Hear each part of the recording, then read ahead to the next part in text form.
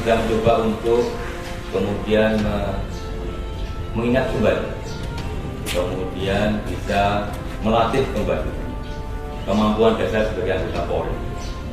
Apa itu? Menggunakan senjata. Jangan sampai nanti pada saat rekan-rekan membutuhkan senpi ini, rekan-rekan tidak paham, hanya sekedar tahu dan bisa juga yang membawa kucing, ya kan?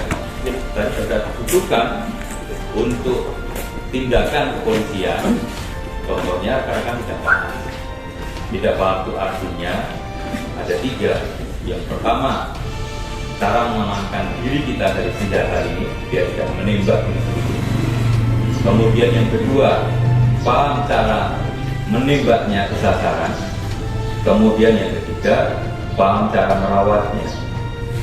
Senpi itu adalah istri.